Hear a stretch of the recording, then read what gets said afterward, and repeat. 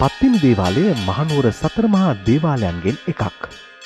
පෙර රජ දවස පටන් පැවත එන චාරිත්‍ර අනුව මෙහි පූජා කටයුතු දින 365 පුරාම පවත්වනු ලබනවා.